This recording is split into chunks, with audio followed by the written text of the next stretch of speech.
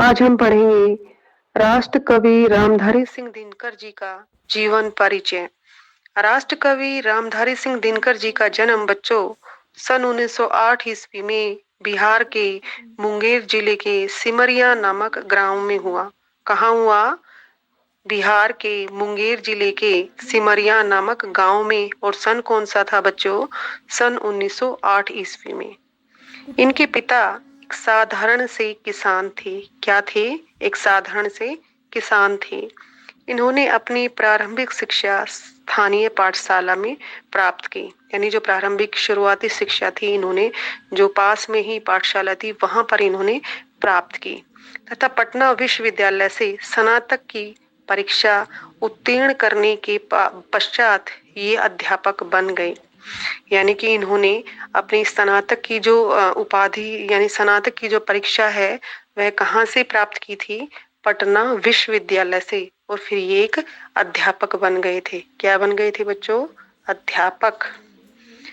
उसके कुछ समय बाद ये सीतामढ़ी में सब रजिस्ट्रार के पद पर नियुक्त हुए। सब रजिस्ट्रार के पद पर कहाँ नियुक्त हुए? सीतामढ़ी में। ठीक है। स्नातक कहाँ से की? पटना विश्वविद्यालय से। ठीक है। जन्म कहाँ हुआ बच्चों? सन 1908 ईस्वी में बिहार के मुंगेर जिले के सिमरिया नामक गांव में। याद रखना आप सभी ने। द्वितीय विश्व युद्ध के समय ये बिहार के जनसंपर्क विभाग में चले गए। कहाँ चले गए? जनसंपर्क विभाग में। और कुछ समय बाद जनसंपर्क निदेशक नियुक्त किए गए। सन 1952 ईस्वी में ये राज्यसभा के सदस्य मनोनीत हुए। यानी इन्हें राज्यसभा के लिए मनोनीत किया गया। कब? सन 1952 में।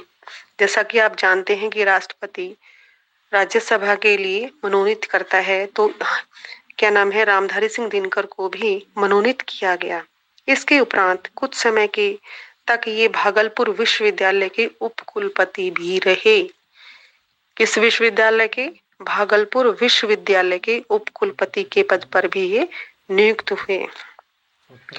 सन 1965 ईस्वी में ये केंद्रीय सरकार के हिंदी सलाहकार पद पर नियुक्त हुए। किस पद पर नियुक्त हुए बच्चों?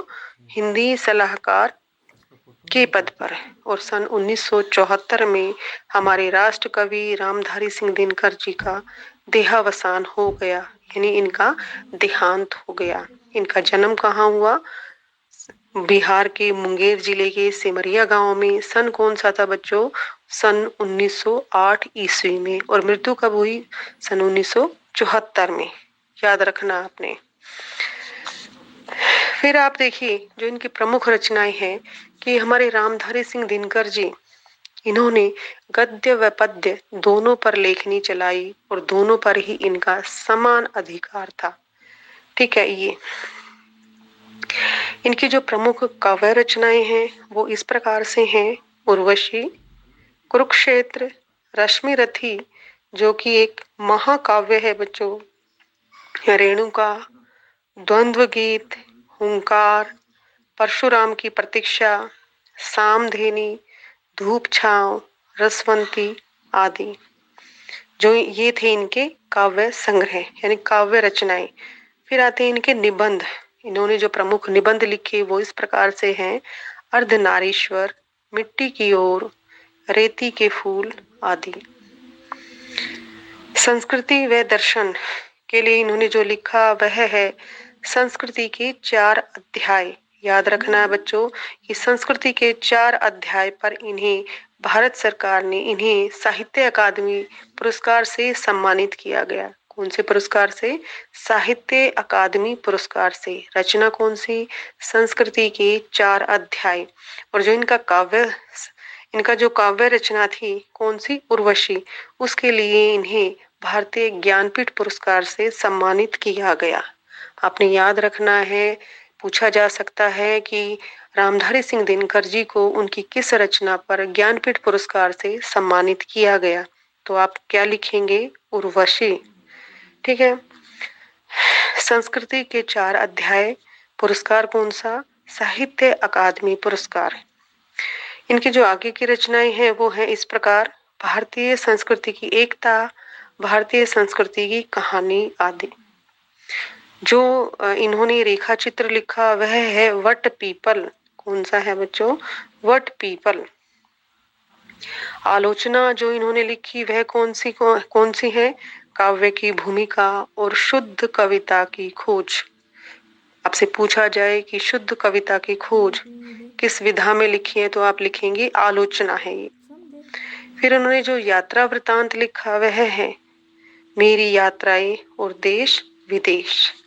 ठीक है, तो आपने अच्छी तरीके से याद रखना है बच्चों कि हमारे राष्ट्र कवि रामधारी सिंह दिनकर जी ने गद्य व पद्य दोनों पर अपनी लेखनी चलाई और दोनों पर उन्हें समान अधिकार प्राप्त था। उन्हें अगर आपसे पूछा जाए कि उन्हें साहित्य अकादमी पुरस्कार उनकी किस रचना पर प्राप्त हुआ है तो आप कहेंगे संस्कृति के 4 अध्याय। ज्ञानपीठ पुरस्कार कौन सी रचना पर मिला? उर्वशी, जो इनकी काव्य रचना है। आपसे पूछा जाए इनका जन्म कब हुआ? सन 1908 में। मृत्यु कब हुई? 1974 में। और उन्हें राज्यसभा के लिए भी मनोनीत किया गया था। फिर आता है कि इनकी साहित्य की जो प्रमुख विशेषताएं हैं वे क्या है। इनकी जो रचनाएं हैं उनका जो प्रमुख स्वर है वह राष्ट्रीय चेतना है। शुरू में ये छायावादी थे लेकिन बाद में धीरे धीरे इनको छायावादोत्तर हिंदी कविता के नए मोड़ की पहचान भी इन्हें मिली। इनकी जो रचनाओं की जो प्रमुख विशेषताएं हैं वो इस प्रकार से हैं बच्चों। सबसे जो प्रमुख स्वर था राष्ट्रीय भावना। राष्ट्र कवि है, इनकी रचनाओं में ओज गुण देखना, इनकी ओजस्वी वाणी में इनकी जो कविताओं का जो प्रमुख स्वर रहा वह था राष्ट्रीय भावना। दूसरी जो प्रमुख विशेषता रही वह है प्रगतिवादी स्वर की प्रधानता। प्रगतिवाद क्या होता है आप भली भांति जानते हैं कि जो मार्क्सवादी विचारधारा से प्रेरित है, साम्यवाद जिसे कहते हैं, साहित्य में उसे प्रगतिवाद कहते हैं। इनके मतानुसार कि समाज 2 वर्गों में विभाजित होता है, एक शोषक एक शोषित, या पूंजीपति या कृषक या श्रम के वर्ग। ठीक है, रामधारी सिंह दिनकर जी इस वर्ग भेद की खाई को दूर करना चाहते थे।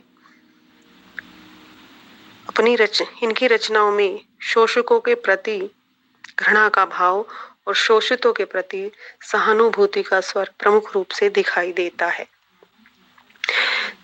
तीसरी जो इनकी प्रमुख विशेषताएं हैं वह है मानवता का प्रतिपादन। रामधारी सिंह दिनकर जी मूलतः एक मानवतावादी कवि थे और इनका संपूर्ण काव्य मानवीय भावनाओं से ओतप्रोत रहा है। ठीक है, इनकी जो रचना है रश्मि रथी, उन्होंने महाभारत का जो उपेक्षित पात्र है कर्ण को अपनी काव्य रचना का प्रमुख आधार बनाया है। उन्होंने कहा कि व्यक्ति की पूजा उसके कर्म से होनी चाहिए, उसके वंश, उसके परिवार, उसकी जाति के आधार पर नहीं। जिसके बारे में वो लिखते हैं कि मैं उनका आदर्श कहीं जो व्यथा न खोल सकेंगे, पूछेगा जग किंतु पिता का नाम न बोल सकेंगे। आगे जो इनकी प्रमुख विशेषता है वह है श्रृंगार एवं प्रेम का निरूपण। इनकी रचनाओं में जहाँ ओज और वीरता के भाव दिखाई देते हैं वहीं वीर रस के सुंदर परिपाक के साथ साथ इनकी रचनाओं में श्रृंगार और प्रेम का निरूपण भी दिखाई देता है। प्रकृति चित्रण, रामधारी सिंह दिनकर जो छायावाद की प्रमुख प्रवृत्ति है प्रकृति चित्रण, तो वह भी इन्होंने देखा। इन्होंने अपनी रचनाओं के माध्यम से प्रकृति के विभिन्न मनोहारी रूपों का चित्रण अपनी रचनाओं में किया है। अपनी रचना रेणुका में उन्होंने ग्राम्य जीवन का वर्णन किया है, बहुत ही जो आकर्षक बन पड़ा है। प्रकृति का उर्वशी, रश्मि रथी में बड़ा ही मनोहारी चित्रण इन्होंने किया है। आगे जो इनका प्रमुख विशेषता है वह है नारी भावना। रामधारी सिंह दिनकर ने नारी के विभिन्न रूपों का वर्णन अपनी रचनाओं में किया है। वे नारी को शक्ति का रूप, अबला तथा आधुनिक रूप में माँ, प्रेमिका आदि रूपों में उन्होंने प्रस्तुत